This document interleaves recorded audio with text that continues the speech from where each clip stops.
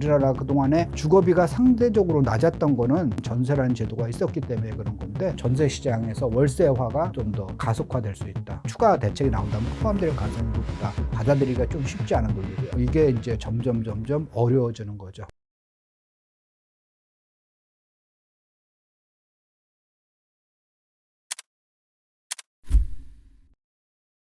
전세 레버리지 투자가 소위 갭 투자라는 거죠. 보통 평균을 보게 되면은 실수요자가 60%, 40%가 투자자예요. 전세를 끼고 집을 사는 사람 중에서 여러 가지 유형이 있을 수가 있죠. 첫 번째는 뭐냐면은 정말 나는 그 집에 들어가서 살 의사가 없고 그냥 수익을 거둘 거야. 그러니까 순수한 갭 투자자가 있을 수가 있고요. 또 하나는 뭐냐면은 20대, 30대들에 해당하는 건데, 돈이 없으니까 일단 내가 살고 싶은 데 가서 전세를 끼고 집을 산 다음에 내가 돈을 모아서 세입자를 내보내고 들어가서 실거주를 해야지. 미래 수요에 대해서 먼저 내가 취득을 하는 거죠. 미래의 실수요자 자체를 갖다가 그것도 지금은 다 규제를 한다는 거잖아요. 그것도 널리 봐가지고 너희도 사실 뭐 말은 그렇게 했지 사실 투기꾼이잖아. 너 필요할 때 사. 지금 사지 말고 네가 먼저 사니까 집값이 오르는 거야. 너 필요할 때 사. 627 조치고 앞으로도 계속 나올 정부의 대출 규제 방향일 텐데, 그것까지 우리가 이제 투기로 지금 현 정부에서는 정의를 하고 있는 거로 보여지고, 신한은행 이런 데서도 지금 현재 유주택자는 다른 지역에 내가 전세를 살더라도 대출 안 해준다라는 건데, 그거는 다른 은행도 확대될 가능성이 높다. 다음에 추가 대책이 나온다면 그것도 포함될 가능성이 높다.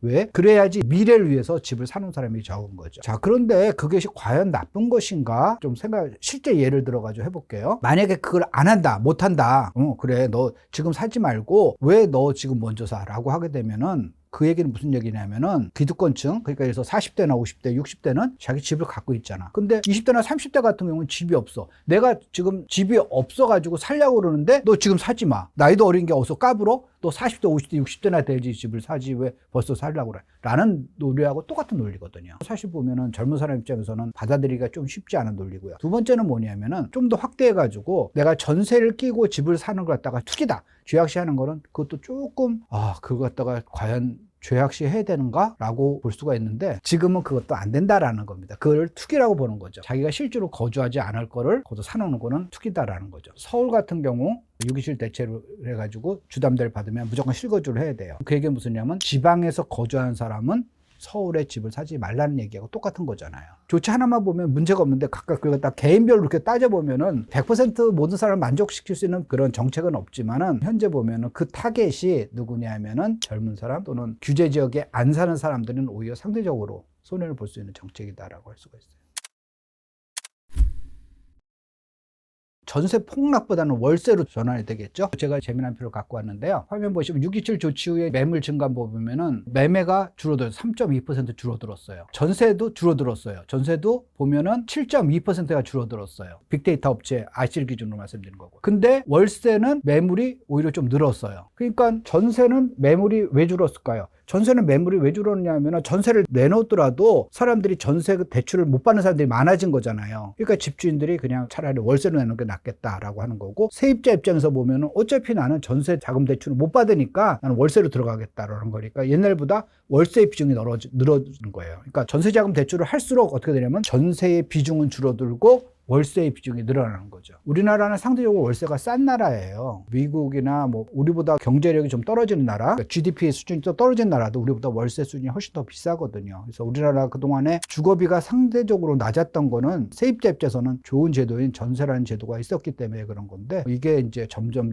어려워지는 거죠. 기본적으로 집주인들은 전세보다 월세를 좋아해요. 세입자들은 월세를 좋아할까요? 전세를 좋아할까요? 세입자들은 전세를 좋아해요. 왜? 월세는 매달 자기 주머니에서 돈을 내야 되지만, 전세는 내가 딱 맡겨두면은 2년 후에 원금 손실수를 받을 수가 있죠. 어떤 분들은 이렇게 얘기해요. 요즘은 전세자금 대출을 다 받으니까 은행에 이자를 내는 거나 집주인한테 월세 주는 거나 비슷하지 않습니까? 월세 수준이 은행 이자보다 더 커요. 금액은 더 크고요. 60대, 70대 은퇴 세대들 같은 경우는 어느 정도 자산은 모아놨는데 수입이 없잖아요. 소득이 없잖아요. 그렇게 된 사람들한테 매달 100만 원씩 내세요, 200만 원씩 내세요 하게 되면 추가적인 수입이 없는데 자기 자산을 점점 줄여서 월세를 내야 된다는 거죠. 그런 사람들은 좋아하는 게 전세란 말이에요. 내가 맡겨놓고 그냥 살다가 다 나중에 2년 끝나면 그대로 돌려받을 수가 있으니까. 그래서 전세에 대한 수요는 꾸준히 있거든요. 세입자들은 전세를 좋아하느냐 월세를 좋아하냐고 조사하게 되면 대부분 전세가 더 많아요. 심할 때는 전세가 90%, 월세가 10%. 네, 그 정도예요. 그렇게 전세를 선호하는데 집주인 입장에서는 뭐냐면 반대예요. 집주인은 전세금 맡기는 것보다는 월세로 하게 되면 매달 돈이 들어오잖아요. 주거용 부동산을 수익형 부동산 할 수가 있는 거고, 집주인 입장에서는 또 좋은 게 뭐냐면은 전세 사기 문제가 있을 수가 없어요. 전세금이 만약에 10억 원이야? 그럼 그렇게 되면 세입자가 어느 날 갑자기 저 나갈 거예요, 몇 월 며칠까지 10억 원 준비를 해주세요 라고 하게 되면은 집주인도 그때부터 고민인 거예요. 특히 전세가가 떨어질 때는 10억 원이 들어온 사람이 없는데 어떡하지? 내가 그때까지 이거 못 구하면 어떡하지? 그때부터 막 고민이 되는 거예요. 그런데 만약에 그게 10억 원짜리 전셋집이 아니라 월세 보증금 1억 원에 뭐 한 달에 100만 원씩 받는 집이다 라고 하게 되면은 나는 1억 원에 대한 고민만 하면 되잖아요. 그러니까 전세가 월세로 하게 되면은 집주인들은 오히려 더 편할 수가 있어요. 다만 10억 원짜리 전세가 1억 원을 하려고 그러면 자기가 9억 원의 자금을 더 보태야지만 전세를 내보내고 월세를 돌릴 수가 있잖아요. 자금 여력이 있는 집주인들은 월세로 전환을 할 가능성이 높아요. 전반적으로 보면은 이제 갭 투자들은 줄어들겠죠. 전세 물건이 줄어드는 거니까. 집을 살 때 월세가 끼는 매물 내가 사게 되면은 투자금이 많이 들어가잖아요. 그러면 자기가 투자하기가 좀 어렵죠. 예를 들어서 집값이 10억 원이었어요. 10억 원인데 내가 전세가 8억 원이야. 그럼 내가 2억 원만 있으면 투자를 했잖아요. 근데 월세로 하게 되면 월세 보증금이 1억 원이야. 그럼 내가 9억 원을 들어가야 된단 말이에요. 9억 원 해가지고 하면 되지 않습니까? 그렇게 생각하지 않아요. 9억 원이 가진 사람은 그 동네를 안 사고 딴 데를 사는 거죠. 그보다 더 상급지에 가가지고 9억 원 있으면 내가 왜 이 동네에서 사? 나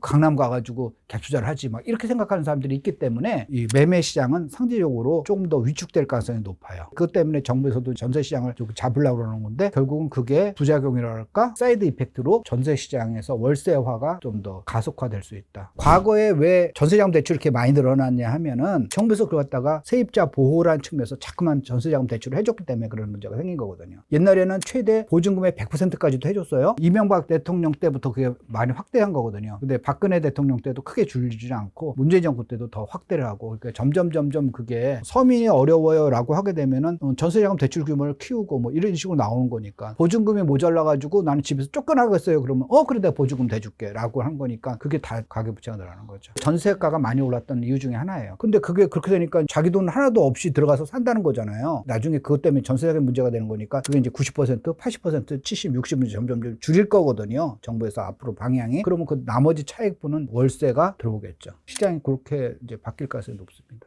정부에서 의지를 갖고 조금 세입자들한테 욕을 먹더라도 점진적으로 이제 줄여나가겠죠. 정권이 시작될 때는 모두가 막 희망을 갖고 내가 이 정도 의지도 있을 거 아니에요. 내가 이렇게 하면 잘할 수 있을 거야. 전세시장을 줄이겠다, 전세자금 대출을 줄이겠다라고 하는데 그 정책이 서민들한테는 조금 쓴 거예요. 전세가가 떨어져서 좋아요가 아니라 너는 돈이 안 되니까 그 집에서 나오시오라는 얘기하고 똑같은 거거든요. 굉장히 사실 보면 냉정하고 냉혹한 얘기고, 그렇다고 집주인 입장에서 보면은 그래 전세자금 대출 안 되니까 내가 전세금 10억에서 8억으로 낮출게 라고 하는 게 아니라 너 없어? 그럼 나가. 10억 있는 사람 내가 찾아볼게 라고 하는 거죠. 그러면 나는 돈이 없어서 나가지만 돈이 있는 사람이 있을 수가 있잖아요. 자기 순자산 순으로 좋은 집에서 살게 되는 거고, 그전에는 순자산으로 좋은 게 아니라 그냥 내가 대출을 싸고 쉽게 받을 수 있으니까 내가 거기에 들어가서 살고 싶은 의지 순으로 집을 차지했다 그러면 지금은 의지와 상관없이 순자산 순으로 순위가 바뀌어지는 거죠. 내가 그 집에서 살고 싶어? 그러면 내가 상위 몇 % 안에 들어야 돼요. 그 사람들은 아무런 문제가 없어요. 그런데 내가 피라미드에서 하위에 있는데 상위 이 지역에 살았다는 사람들한테 그 사람들이 가장 큰 피해자가 된다는 거죠.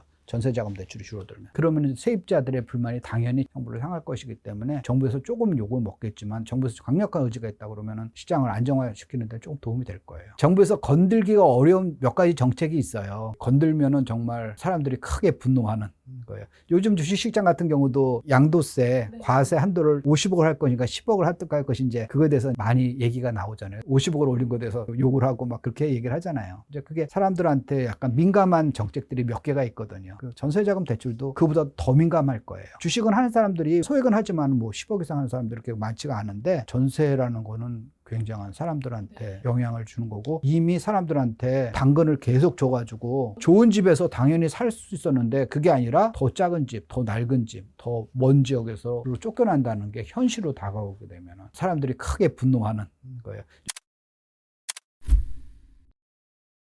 이제 공급 대책을 갖다가 내놓는다고 그래요. 공급 대책이라는 거는 사실 보면은 이제 앞으로 이만큼 우리가 공급을 하겠습니다라는 얘기인데, 공급이라는 게 지금 현재 보면 아파트 기준으로서는 3년 후에 시장을 얘기하는 거거든요. 3년 후에 공급되는 거니까 그나마도 안 하면 3년 후에도 지금 똑같은 얘기를 갖다가 계속 하게 되는 거니까, 정부에서 정말 집을 잡을 의지가 있다, 집값을 잡을 의지가 있다 그러면 재건축 활성화를 포함해서 공급 대책에 대해서 조금 심도 있는 대책을 내놔야 되는 거고, 특정 정권을 얘기하는 게 아니라 뭐 보수든 진보든 과거 정권 다 해가지고 어떤 정책을 썼냐면은 주로 아파트가 부족하잖아요. 그럼 이제 빌라를 공급했어요. 빌라는 짓는데 6개월밖에 안 걸려요. 봄에 씨를 안 뿌리면 가을에 추수가 안 되잖아요. 그러면 사람들이 8월 달에 씨를 뿌려도 10월에 추수할 수 있는 걸 뿌리는 거예요. 그게 뭐냐면 빌라였거든요. 지어가지고 입주가 6개월밖에 안 되는 거니까 쉽게 공급할 수가 있었어요. 그래서 서울 같은 데가 바로 이제 그런 도시거든요. 전체 주택에서 아파트가 차지하는 비율이 전국에서 제일 높은 데가 세종시예요. 세종시 같은 경우는 전체 주택 중에서 85%가 아파트예요. 제일 낮은 데는 어딜까요? 제주도고요. 두 번째로 낮은 데가 서울이에요.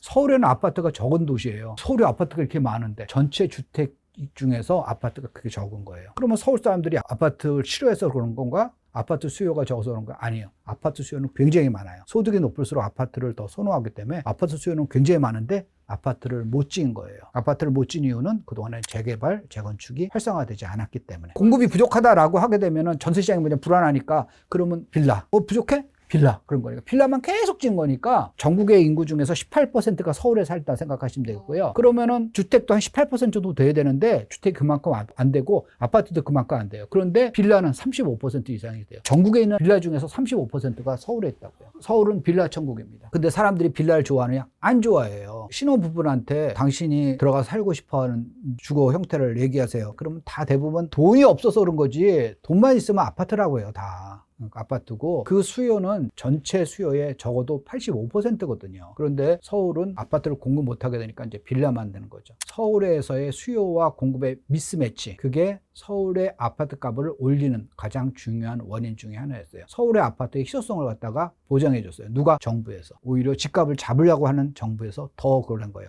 재건축 재개발하면 집값 오를 것 같아? 허가하지 마. 대신에 빌라만 줘 라고 하는 거니까 서울에는 아파트가 희소성이 있네? 그러니까 그 오히려 더 오르는 그런 부작용이 있었던 거죠. 그게 옛날부터 계속 누적됐던 거예요. 그게 공급대책이라는 게 쉬운 게 아니에요. 과거에서는 재건축, 재개발을 막 억누르던 것 같다가 하루아침에 입장을 바꿔가지고 지금부터는 장려 이렇게 바뀔 수 있는 용기가 과연 현 정부에 있을 것인가, 그런 의지가 있을 것인가, 그런 의도가 있을 것인가에 대해서는 하면 정말 대단하다 할 수가 있는 거고, 과거 정권들이 못한 이유가 바로 그거예요. 하게 되면 앞으로는 욕을 먹거든요, 사람들이. 아니 지금 투기꾼들, 재개발하는 사람들한테 저렇게 혜택을 주면 어떡합니까? 세금을 더 걷어야 되는데 왜 세금을 완화해줘요? 이렇게 나온단 말이에요. 언론도 그렇고 일반 대중도 그렇고. 그 욕먹기 싫어가지고 공급을 하면은 지금 좋아지는 게 아니라 3년 후에 좋아지는 건데, 내가 3년 후에 시장을 보고 왜 지금 해? 정권 초기에는 할 수가 있어요. 정권이 5년이잖아요. 공급대책을 지금 사실 내가 나와야 되는 거예요. 요게 2, 3년 지나잖아요. 그럼 공급대책 나오더라도 요건 내가 먹고 그 열매는 그 다음 정권에 따르기 때문에 그 다음에 안 하는 거예요. 그래서 정권이 바뀔 때는 이제 공급대책이 나와야 되는데, 과연 그만한 용기가 있을까? 사람들한테 욕을 먹으면서도 장기적으로 집값을 잡기 위해서 그렇게 할 수가 있을까라는 거는 조금 두고 봐야죠. 올해 하고 내년 초까지 안 나오게 되면은 그 후에는 좀 나오기가 어려운 시장이 돼버리죠.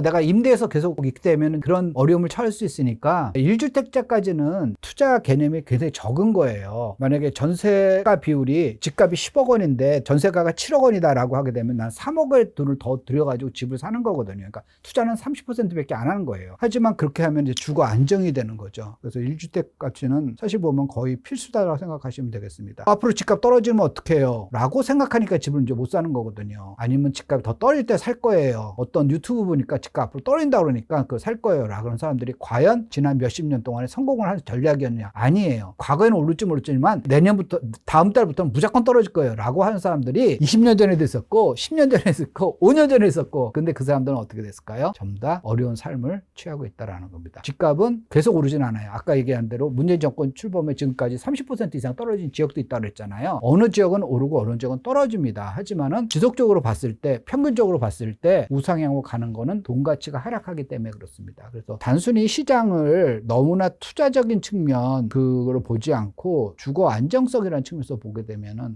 내 집 마련에 대해서 좀 더 심각하게 좀 생각할 수가 있을 거예요. 쉽지는 않죠. 그리고 처음에는 그냥 투자적인 측면에서 접근한 게 아니라 내 집 마련을 해야 되는 거니까 그냥 사야 되는 거고, 그 다음에 IMF 때 실력이나 이런 마인드가 이제 확 올랐다는데, 그때부터는 정말 투자적인 측면으로 어느 지역이 왜 오르고 어느 지역이 왜 떨어지는가, 언제 오르고 언제 떨어지는가, 그때 이제 굉장히 공부를 많이 그때 했던 거죠. 언제나 누구나 마찬가지예요. 집을 살 때 집값이 떨어질 확률보다 오를 확률이 높잖아요. 그래서 보통 5억 원이 돼. 그러면 그 다음에 이제 5억 1천, 5억 2천 이렇게 가잖아요. 그렇게 되니까 내가 살 때는 그 동네에서 제일 꼭지일 가능성이 높아요. 아, 이거 잘못 샀다가 정말 기네스북에 올라갈 만큼 바보가 되는 거 아닌가, 그 동네 집을 누가 5억 2천에 사랑도 할 정도로 바보 되는 거 아니라는 그런 공포감 누구나 다 있습니다. 그런데 신기한 건 뭐냐면은요, 제가 이제 상담을 하면서 사람들한테 여기 A지역 이거 괜찮으니까 사세요라고 하면 제가 돈이 얼마 정도 없어가지고 그때 한 24평밖에 안 될 것 같은데 그거라도 좀 하세요. 그러고 이제 해가지고 샀어요. 그래서 한 이제 몇 년 지났어. 한 3, 4년 지났어요. 그때 보니까 오르는 거예요. 그럼 자기가 옛날에 공포에 휩싸일 때 생각을 다 까먹고 와가지고, 아기오면 저 그때 32평 살라고 했는데 아기오님이 왜 24평 사라고 그랬어요? 아니, 제가 이제 24평 사라고 했어요. 본인이 돈이 그밖에 없다고 그랬잖아요. 아니, 아기오님이 이렇게 오를 거 확실하게 저한테 확신을 주셨으면 제가 그때 친정 엄마한테도 빌리고 친구들한테 빌려가지고 32평 살 수 있었다고요. 아니, 그때 말씀하시죠. 이렇게 되는 거예요. 지나고 보면은 좀 더 비싼 거 살 걸,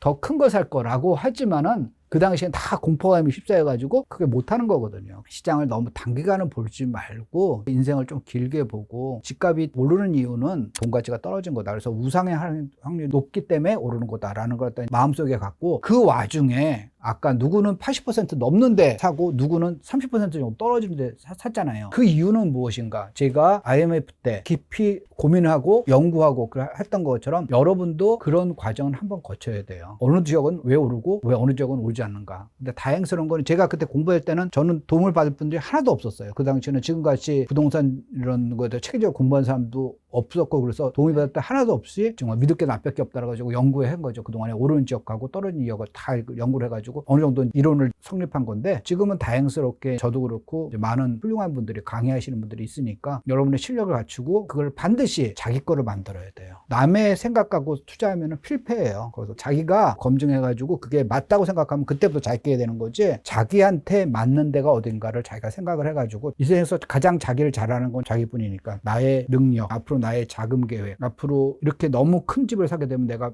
고생을 하는 거니까 내가 그걸 견딜 수가 있는 건가, 허리를 꽉 조여매면서 몇 년간 내가 살 수가 있는 건가, 내 의지, 이런 거. 그 의지가 없으면 집 사다가 이제 금방 또 파는 분들 가끔 봤거든요. 내가 무슨 낙을 보려고 낡고 좁은 집에서 살아, 그냥 팔아가지고 생활비 씁시다, 그런 분들이 꽤 많아요. 꽤 많습니다. 근데 그게 아니라 자기가 미래가 확실히 보인다 그러면 오케이, 내가 3년만 고생하면 또는 5년만 고생하게 되면 남보다는 좀 더 편안하게 나머지 생활을 할 수 있구나라는 거니까 본인에 맞는 거를 찾아야 돼요. 가끔 사람들이 우리나라에서 제일 투자 가치 있는 단지를 1번부터 100번까지 좀 적어주세요. 그런 건 없어요. 본인한테 가장 맞는 거를 찾아야지. 물론 이제 어느 지역이 올라야 이제 이런 거는 제 강의 때 다 말씀드리지만은, 그게 아니라 거기서 보면은 어떤 단지 그거 알아서 뭐 할 건데, 거기서 보면 자기는 5억밖에 없는데 내가 이건 한 20억 있어야지 들어가는 거야. 그럼 약 올리는 것밖에 안 되잖아요. 그러니까 사람마다 내가 5억 원 있으면 5억 원에 맞는 투자처, 3억 원이면 3억 원에 맞는 투자처가 다 다를 수밖에 없기 때문에 본인의 여력 이런 걸 같이 감안해서 본인이 그런 걸 찾아내야죠.